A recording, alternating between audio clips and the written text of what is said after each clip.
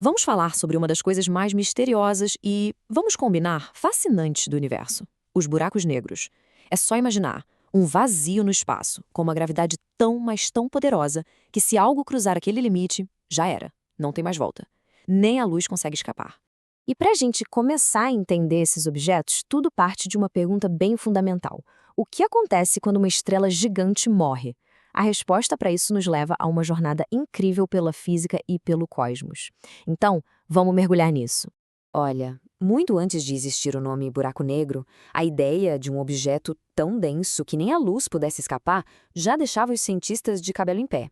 É uma ideia bem mais antiga do que a gente imagina.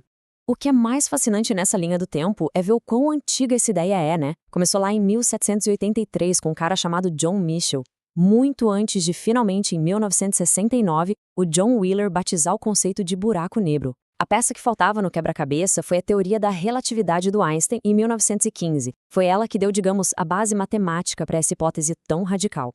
A ideia original do Michel era até que bem simples. Usando a física do Newton, ele imaginou a luz como se fossem pequenas partículas sendo puxadas de volta para uma estrela supermassiva.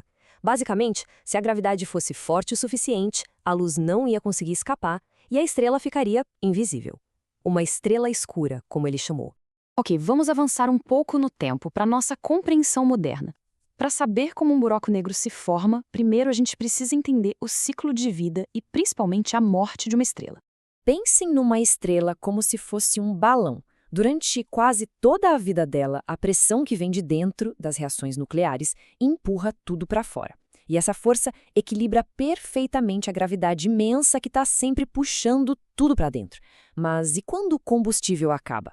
O que acontece quando essa pressão de dentro simplesmente para? Bom, aí a gravidade vence. E é aqui que entra um conceito fundamental, o limite de Chandrasekhar. O físico Subramanian Chandrasekhar calculou que existe um ponto de virada. Se o que sobra de uma estrela for mais ou menos 1,5 vezes mais massivo que o nosso Sol, a gravidade se torna tão esmagadora que nada, absolutamente nada, nem mesmo a força que impede os átomos de se espremerem, consegue parar o colapso. Então, o ponto crucial é esse aqui. O destino de uma estrela é decidido pela massa dela. Estrelas com massa abaixo daquele limite de Chandrasekhar viram anãs brancas. Um pouco acima, elas podem virar estrelas de nêutrons. Mas, para as estrelas que são realmente gigantes, bom, para elas não existe nenhuma força conhecida na natureza que possa impedir o colapso total. Essa ideia era tão bizarra, tão absurda na época, que até mesmo cientistas geniais como Arthur Eddington, que está citado aqui, achavam um completo absurdo. A noção de uma estrela simplesmente colapsando até virar um ponto minúsculo parecia coisa de ficção científica. Mas a matemática era teimosa e apontava sempre para essa mesma realidade. Agora vamos para a parte mais intrigante de todas. O que acontece quando esse colapso não pode ser parado? É aí que a gente entra no domínio da relatividade geral de Einstein. Foi o trabalho do Robert Oppenheimer que nos mostrou o que acontece em seguida. A gravidade fica tão intensa, mas tão intensa, que ela não puxa só a matéria. Ela deforma a própria estrutura do espaço e do tempo. Os caminhos que a luz normalmente seguiria são completamente curvados para dentro, em direção ao centro daquela estrela que está colapsando. E isso nos leva ao conceito talvez mais famoso de um buraco negro, o horizonte de acontecimentos. Pensem nisso como uma fronteira final. Uma vez que algo cruza essa linha, não existe mais volta. É o ponto de não retorno definitivo. Porque para escapar, seria preciso quebrar a lei mais fundamental do universo, viajar mais rápido que a luz. E isso a gente sabe não dá. E essa citação de Dante, que foi mencionada no material original sobre o tema, ilustra isso perfeitamente. O horizonte de eventos é uma porta de mão única no cosmos. Entrou, não sai mais. Certo? Se os buracos negros são, por definição, invisíveis, como é que a gente pode caçar esses fantasmas cósmicos? Como é que a gente sabe que eles existem de verdade? Isso nos leva ao desafio genial da detecção. Essa é a grande pergunta para os astrônomos. É como tentar achar um gato preto num quarto totalmente escuro. A resposta? A gente não procura o gato, a gente procura os efeitos que ele causa ao redor.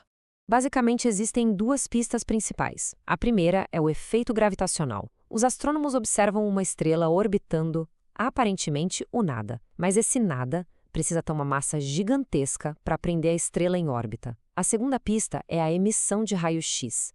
É que quando um buraco negro está se alimentando, a matéria que vai caindo nele forma um disco superaquecido que brilha muito em raio-x. É como se fosse um último grito antes de desaparecer para sempre. E o caso de Cygnus X1 é o exemplo perfeito disso. A gente tem uma estrela visível orbitando um parceiro que não se vê e que, por acaso, é uma fonte poderosíssima de raio-x. Os cálculos são bem claros. O objeto invisível tem, no mínimo, 6 vezes a massa do nosso Sol. É pesado demais para ser qualquer outra coisa que a gente conheça. A única explicação que resta é um buraco negro. Agora, se preparem para este número. A estimativa é que existam mais de 100 bilhões de buracos negros só na nossa galáxia. Isso pode ser mais do que o número de estrelas que a gente consegue ver. Parem para pensar nisso. A maior parte da massa da Via Láctea pode estar escondida nessas entidades escuras. Isso nos deixa com uma pergunta final, para a gente refletir. Se a nossa galáxia está cheia deles, imagina o universo inteiro. Quantos desses fantasmas cósmicos estão por aí, em silêncio, moldando o destino das galáxias? É uma reflexão sobre o quão vasto e misterioso é tudo aquilo que a gente ainda não consegue ver.